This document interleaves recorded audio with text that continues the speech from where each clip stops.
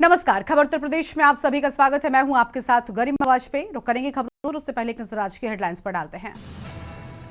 Cup syrup मामले में 12 साजिशकर्ताओं की भूमिका आई सामने। सीएम योगी ने दोषियों के खिलाफ दिया कार्रवाई का निर्देश। यूपी में एसआईआर के लिए निर्वाचन अधिकारी ने 2 सप्ताह का और मांगा समय। मुख्य निर्वाचन अधिकारी ने चुनाव आयोग को भेजा पत्र। अधिकारी पंचायतों में विकास से जुड़ी कमियों की पहचान करें। मुख्य सचिव एसपी गोयल ने राज्य स्तरीय निगरानी समिति की बैठक में दिए निर्देश।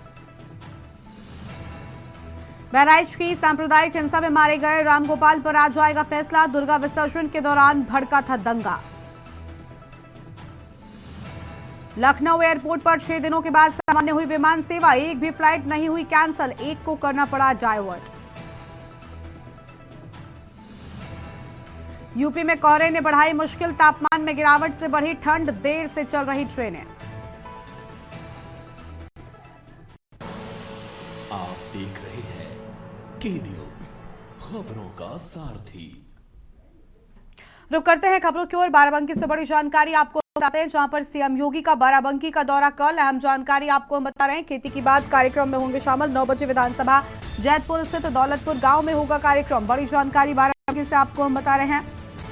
अहम खबर आपको हम बता दें, बाराबंकी से बड़ी जानकारी। 9 बजे विधानसभा जैतपुर स्थित दौलतपुर कार्यक्रम में पहुंचेंगे। ये बड़ी खबर आपको हम बता रहे हैं।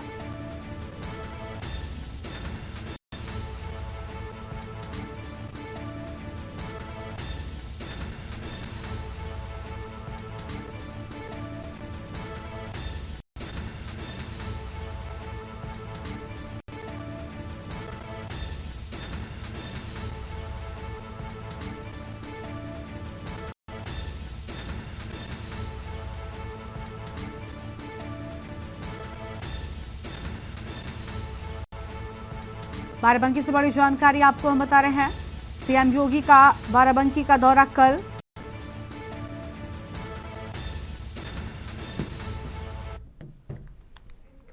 आगे बढ़ते हैं खबरों की ओर और अगली बड़ी जानकारी का रुख कर लेते हैं। लखनऊ से बड़ी खबर, कौशल विकास मंत्री कपिल देव अग्रवाल का बड़ा बयान सामने आया है। अखिलेश यादव पर जमकर निशाना साधा है और अखिलेश यादव की 40,000 की घोषणा का पुलंदा। अखिलेश पर नहीं है महिलाओं को विश्वास। अखिलेश यादव सदन में बैलेट पेपर की बात कर रहे।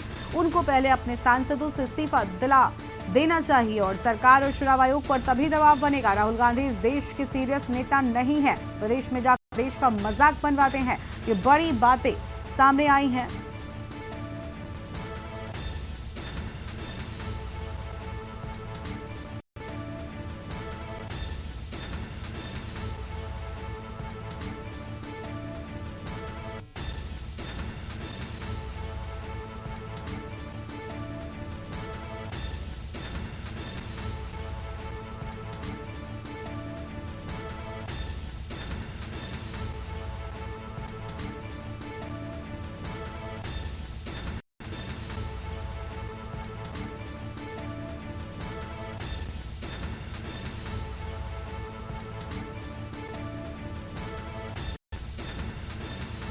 अखिलेश यादव पर जमकर साधा निशाना।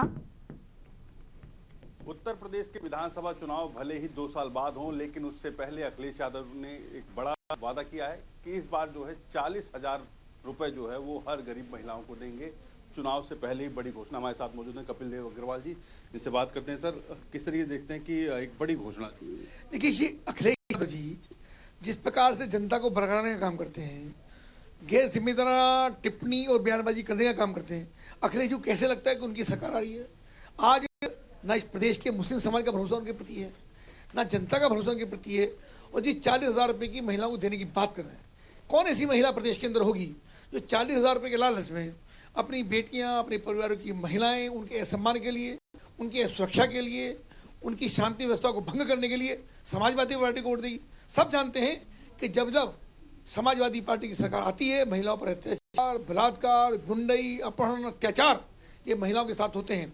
और कोई महिला इस प्रदेश की ऐसी नहीं है, वो किसी भी जाति वर्ग की हो, किसी भी धर्म की हो, किसी पूजा पद्धति की हो, कि अपनी बेटियों के सम्मान के लिए समाजवादी पार्टी को वोट देने का काम करे। वही अगर बात की जाए, सदन में कह रहे हैं कि बैलेट पेपर से जो है चुनाव होना चाहिए। अब अखिलेश जी 25 वर्ष पूर्व इस प्रदेश को ले जाना चाहते हैं। देश आगे बढ़ रहा है। प्रधानमंत्री श्री नरेंद्र मोदी 2047 तक इस देश को विकसित राष्ट्र बनाना चाहते हैं, पूरी दुनिया का सिरमौर बनना चाहते हैं, पूरी दुनिया में विश्व बनना चाहते हैं। और अखिलेश यादव जी इस देश को और 25, 30, 40 पीछे धकेलना चाहते हैं। और मुझको लगता है उनको ऐसी आपत्ति है और उनको ये भी भरोसा है कि नहीं की व्यवस्था ही ठीक है, तो जो अभी मशीनों के द्वारा, जो वोटिंग मशीन के द्वारा अभी चुनाव की व्यवस्था हुई है और जिन पर उनके इतनी बड़ी संख्या में सांसद उत्तर प्रदेश के अंदर जीत करके आए हैं, तो मेरे को सुझाव है कि आप रिजाइन करिए, सारे सांसद इस्तीफा दें और इस्तीफा देने के बाद दोबारा चुनाव की मांग करें। और जब आप दोबारा इस्तीफा देकर चुनाव की मांग करेंगे तो निश्चित रूप से निर्वाचन आयोग पर भी, सरकार पर भी और राष्ट्रपति जी पर भी इस बात का दबाव पड़ेगा कि वाकई अखिलेश यादव जी की मांग ठीक है और बेलट से चुनाव होना चाहिए। तो हो सकता है बेलट से चुनाव हो जाए, तो इस्तीफा दें और जनता से तब मांग करें। राहुल गांधी फिर जो है विदेश दौरे पर जो, और उसमें जो है कहीं ना कहीं जो आईपी सिंह है सपा के नेता, वो कह रहे हैं कि ये गंभीर नहीं है, इनको जो है हट जाना जरूरी। अब जब समाजवादी पार्टी टिप्पणी कर रही है तो क्यों प्रतिपक्ष का नेता बना करके रखा? बहुत ही भाग्य देश का है, हास्यास्पद स्थिति देश की है कि प्रतिपक्ष का नेता एक ऐसा व्यक्ति है जिसको देश के अंदर ना पार्लियामेंट गंभीरता से लेती है, ना सांसद गंभीरता से लेते हैं, ना उनकी पार्टी के नेता गंभीरता से लेते हैं, ना देश की मीडिया उनको गंभीरता से लेती है, ना देश की जनता उनको गंभीर नेता मानती है। वो विदेश की यात्रा कर रहे हैं, विदेश के दौरे पर हैं, पार्लियामेंट में क्या बोलना है उनको नहीं पता। कभी एसआईआर पर टिप्पणी करते हैं, कभी निर्वाचन व्यवस्था के ऊपर टिप्पणी करते हैं, कभी संविधान के ऊपर टिप्पणी करते हैं, और जिस विषय के ऊपर डिबेट लोकसभा में होती है उस पर एक शब्द भी बोलने की उनकी हिम्मत नहीं है। उनकी आईक्यू इस लेवल की नहीं है, किसी शब्द के ऊपर टिप्पणी करने का काम करते हैं। मुझको दया आती है कांग्रेस के ऊपर कि एक से एक विद्वान नेता पार्लियामेंट में 99 सांसद कांग्रेस के हैं, पर नेता श्री राहुल गांधी रहे हैं।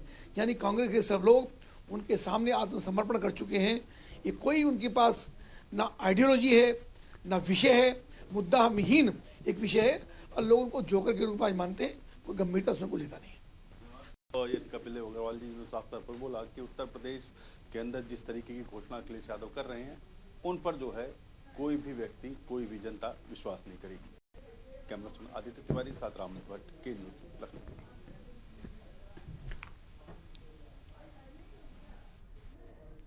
और अगली खबर का रुख कर रहे हैं लखनऊ से बड़ी जानकारी, जहां पर कैबिनेट मंत्री संजय निषाद का बयान सामने आया है। अखिलेश यादव की 40,000 वाले बयान पर बोले संजय निषाद, वो 40,000 कैसे देंगे, लिफाफे में देंगे या फिर चेक से? सिर्फ चुनावी स्टंट है और अगर चुनाव आयोग गलत है तो सुप्रीम कोर्ट जाना चाहिए। संजय निषाद की ओर से बड़ी बातें कही गई हैं। अखिलेश यादव के 40,000 वाले बयान को लेकर पलटवार करते हुए संजय निषाद नजर आए हैं।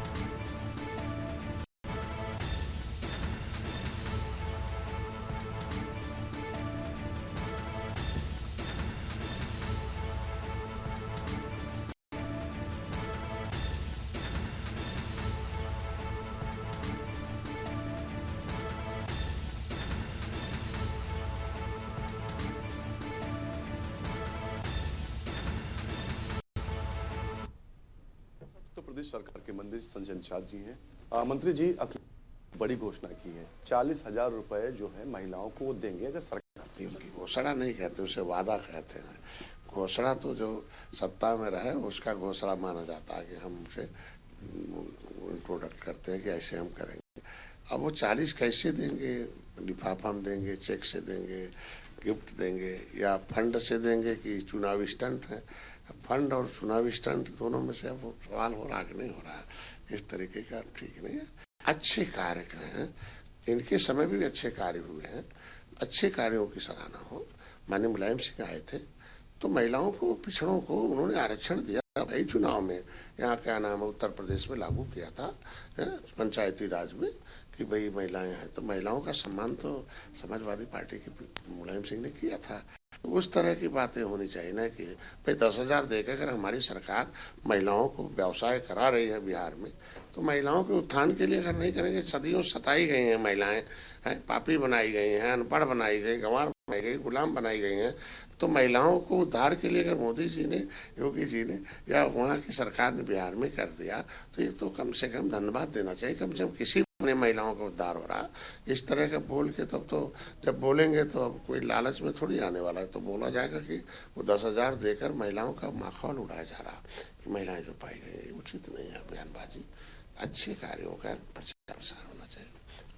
अखिलेश यादव ने एक और बयान दिया कल संसद में कि अगर हमारी 80 सीटें आती उत्तर प्रदेश में लोकसभा चुनाव में, तब भी हम बैलेट पेपर से ही चुनाव की मांग करते।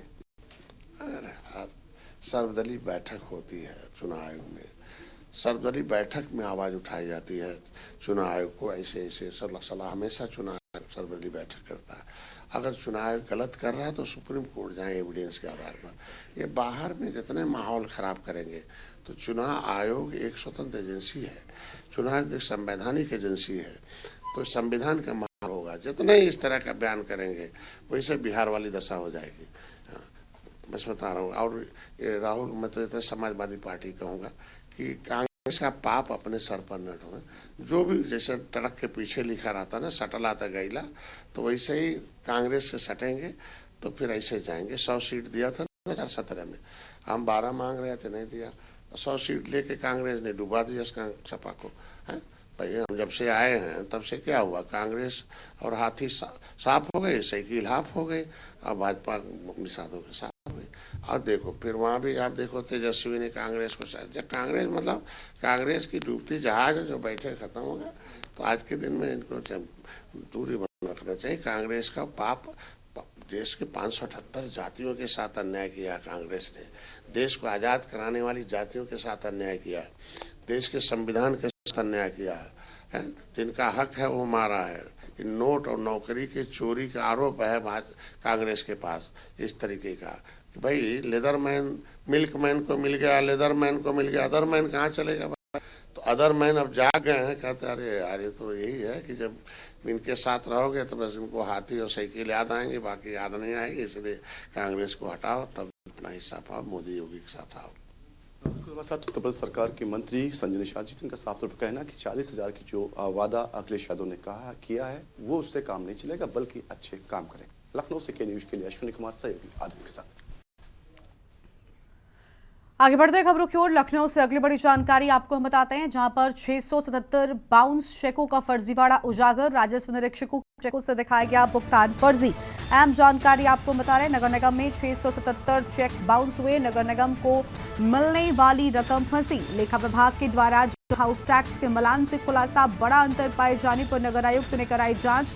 बाउंस चेकों की रकम 10 करोड़ के करीब। नगर निगम ने कानूनी कार्रवाई की दी चेतावनी देकर शेष रकम जमा कराई। अभी भी 2.75 करोड़ रुपए फंसा। सबसे ज्यादा 143 चेक जोन 8 में बाउंस हुई। बाउंस चेकों की कीमत 84 लाख के करीब। ये बड़ी जानकारी आपको बता रहे हैं। नगर आयुक्त ने चेकों से भुगतान पर रोक लगाई। सरकारी वाहनों का ही भुगतान चेक से लिया जाएगा। सरकारी भवनों के अलावा चेक से भुगतान लेने पर कार्रवाई की बात सामने आई है। ये बड़ी खबर आपको बता रहे हैं। नगर निगम ने कानूनी कार्रवाई की चेतावनी दी है।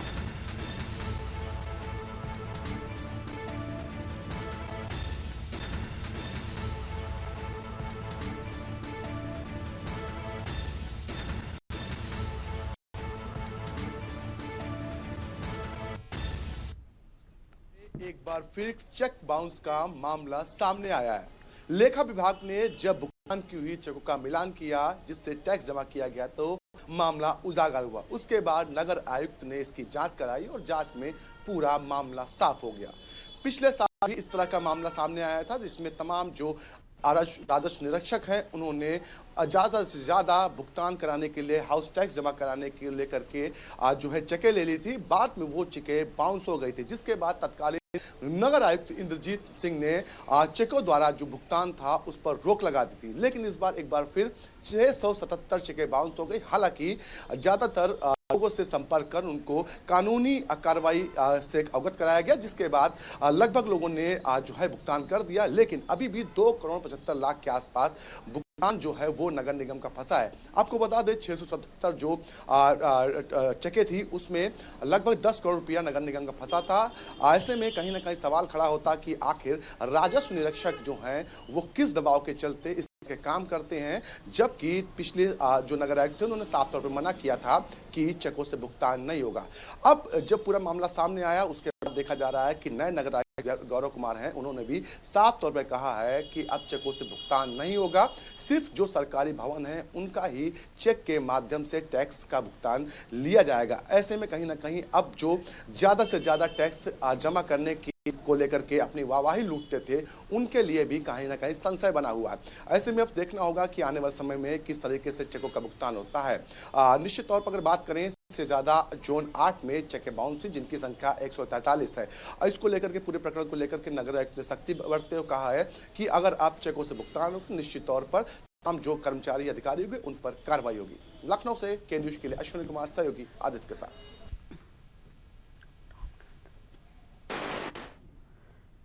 और इसी पर बातचीत के लिए हमारे साथ हमारे संवाददाता अश्विनी जुड़ चुके हैं। अश्विनी, पूरा मामला क्या है, क्योंकि राजस्व में घोटाले की बात सामने आई है। कई जगहों पर यह भी कहा जा रहा है कि 677 से ज्यादा का ये पूरा मामला है। पूरी जानकारी क्या है आपके पास में?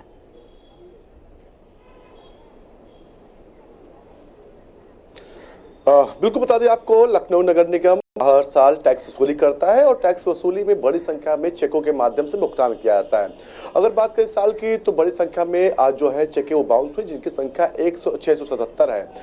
ये मामला जब पकड़ा गया जब आए हुए टैक्स का जो आया हुआ टैक्स था उसका मिलान किया गया, जिसमें लेखा विभाग ने पाया कि 677 ऐसी चेकें हैं जो बाउंस हो चुकी, जिससे जो पैसा तो नगर निगम मिलना था वो नहीं पाया। जिसके बाद पूरी जानकारी नगर आयुक्त को दी गई। नगर आयुक्त ने इसकी जांच कराई, जांच में तमाम चीजें निकल के आई। उसके बाद नगर निगम ने तमाम जो व्यवसायी थे या फिर अन्य लोग थे उनसे संपर्क किया और उनसे कहा कि अगर आप चेक का माध्यम से भुगतान नहीं किया था वो बाउंस हो चुका है आपका, और आप अगर भुगतान नहीं करेंगे तो आपकी कार्रवाई होगी। जिसके बाद बड़ी संख्या में लोगों ने भुगतान किया, लेकिन इसके बावजूद भी अभी भी 2 करोड़ 75 लाख के आसपास जो पैसा है जो चेकों माध्यम से आया था वो अभी तक नगर निगम नहीं मिल पाया, जिससे कहीं ना कहीं राजस्व को नुकसान हो रहा है। निश्चित तौर पर ऐसे में कहीं ना कहीं सवाल खड़े होते हैं कि आखिर जो राजस्व निरीक्षक होते हैं वो अपनी जिम्मेदारी से पल्ला क्यों झाड़ते हैं, क्योंकि जिस वक्त चेक कोई व्यक्ति जमा करता है उसके बाद उसको रसीद दे दी जाती है, यानी कि वो ये माना जाता है कि अब उसने टैक्स जमा कर दिया। लेकिन जब वो पैसा जो होता है चेकों के माध्यम से नगर निगम को मिलना होता है, लेकिन चेक बाउंस जाती है तो वो समय से नहीं मिल पाता, जिससे कहीं ना कहीं सारे किए कराए पर पानी फिर जाता है। पहले भी इससे पहले इस तरह की चेक बाउंस हो चुकी, जिसके चलते तत्कालीन जो नगर आयुक्त थे जीत सिंह, उन्होंने साफ तौर पर कहा था कि चेकों के माध्यम से जो है भुगतान नहीं लिया जाएगा। लेकिन नए नगर आयुक्त आए और फिर से वो परंपरा शुरू हो गई। लेकिन जैसे ही नगर आयुक्त को जानकारी हुई कि 677 जो चेकें वो बाउंस हुई, उसके बाद उन्होंने साफ तौर पर कहा कि अब कोई भी लखनऊ नगर निगम के अधिकारी जो है चेकों से भुगतान नहीं लेगा, सिर्फ सरकारी भवन है उनसे ही जो है चेकों के माध्यम से भुगतान लिया जाएगा। अगर कोई भी जोनल अधिकारी करता हुआ पाया जाता है या फिर उसके अधीनस्थ पाए जाते हैं तो उन पर सख्त कार्रवाई होगी।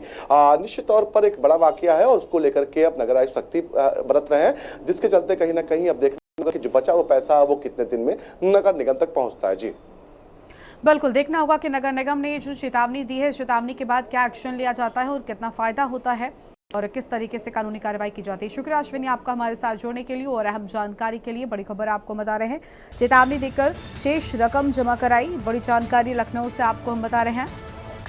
सबसे ज्यादा 143 चेक जोन 8 में बाउंस हुए। अलग अलग जगहों के आंकड़े सामने आए हैं। और अगली बड़ी खबर का रुख कर लेते हैं मथुरा से। बड़ी जानकारी, जहां पर अपराधियों क्षेत्र में पुलिस का सर्च ऑपरेशन। सुबह तड़के ही मथुरा पुलिस की गांव में दबिश, 1 दर्जन से अधिक लोगों को हिरासत में लिया। पुलिस को देख खेत में दौड़ते नजर आए शातिर। पुलिस ने घेराबंदी कर अपराधियों को हिरासत में लिया। गोवर्धन थाने के गांव देवसेरस पहुंची थी पुलिस फोर्स। बड़ी जानकारी आपको हम बता रहे हैं। पुलिस को देख खेत में दौड़ते नजर आए शातिर। ये बड़ी जानकारी आपको हम बता रहे हैं।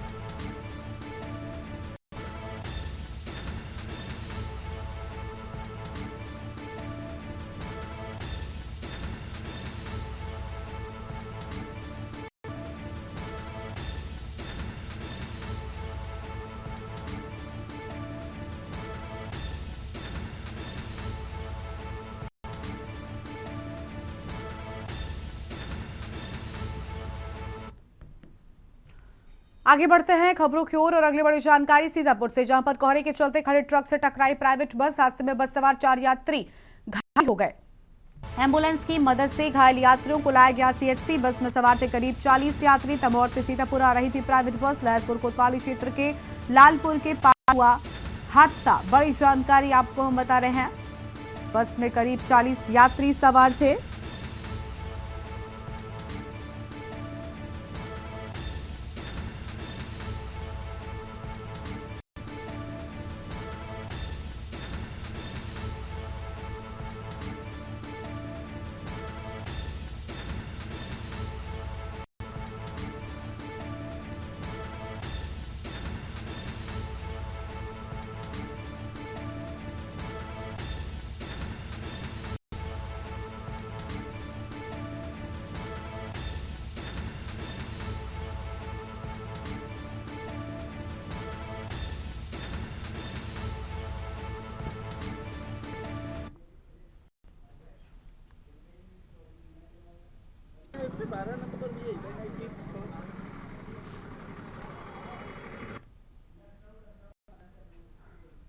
और अगली बड़ी जानकारी का रुख कर लेते हैं लखनऊ से। इस बीच बड़ी खबर, प्रधानमंत्री से मिले भूपेंद्र चौधरी। लखनऊ से बड़ी जानकारी आपको बता दें, प्रधानमंत्री से भूपेंद्र चौधरी ने मुलाकात की है। लखनऊ से ये बड़ी जानकारी आपको हम बता रहे हैं। अध्यक्ष होने से पहले पीएम से बड़ी मुलाकात, ये बड़ी जानकारी आपको हम बता रहे हैं। प्रधानमंत्री से मिले भूपेंद्र चौधरी।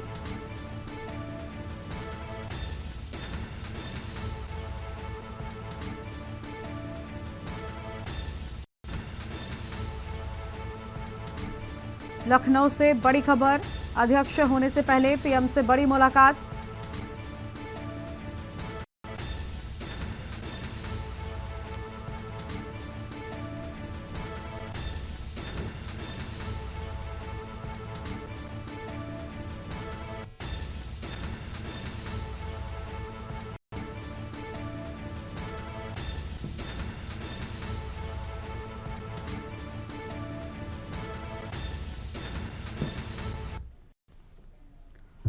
आगे बढ़ेंगे खबरों की ओर। अगली खबर कानपुर से है, जहां पर सत्ता पक्ष के लोगों को गाली देने पर युवक को जेल। सोशल मीडिया पर वीडियो वायरल कर 2 युवकों ने दी गाली। मामले में स्थानीय पुलिस ने लिया संज्ञान। पुलिस ने दोनों युवकों को भेजा 14 दिन के लिए जेल। और ककवन थाना क्षेत्र के विष्णुधन का पूरा मामला, कोटेदार आमिर सिद्दीकी और अभिषेक सोनी को जेल की बात सामने आई है।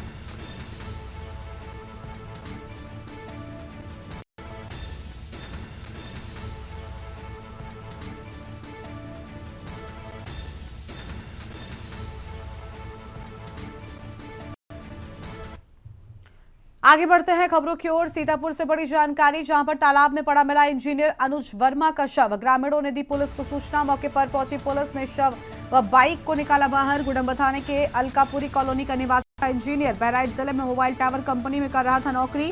अज्ञात वाहन की टक्कर से तालाब में गिरने की आशंका। पुलिस ने शव को पोस्टमार्टम के लिए भेजा। सदरपुर थाना क्षेत्र के धुरिया गांव का मामला सामने आया है।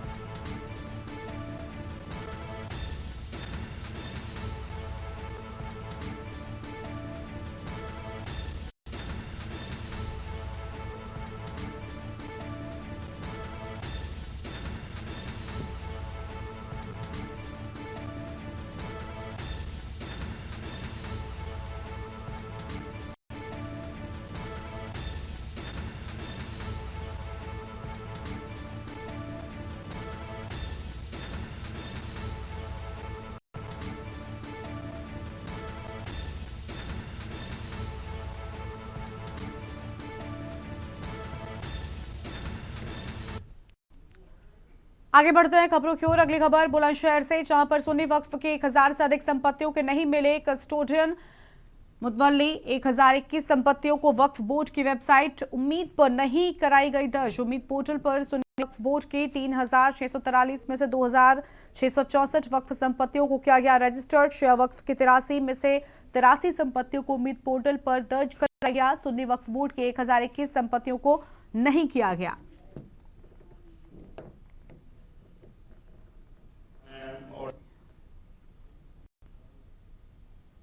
अगर 6 तारीख का लास्ट शाम का अपडेट देखें तो बुलंदशहर में 2659 वक्फ संपत्ति का रजिस्ट्रेशन हो चुका है टोटल। तो ये किन आधार पर सर ये होना था, और क्या इसमें क्या कोई अभी समय सीमा बढ़ाई गई है? अभी समय सीमा की तो कोई सूचना अभी तक प्राप्त नहीं हुई है। और जो उम्मीद पोर्टल है वो एक ओपन सोर्स पोर्टल है, जैसे गूगल की तरह होता है कि मतलब कोई भी मुतवल्ली है जाके अपना रजिस्ट्रेशन करे और जितने भी संबंधित कागज मांगे जा रहे हैं अपडेट करके उसकी फीडिंग करा सकता है। इस बुलेटिन में इतना ही। तमाम बड़ी खबरों के लिए आप देखते रहिए के न्यूज़ इंडिया। नमस्कार।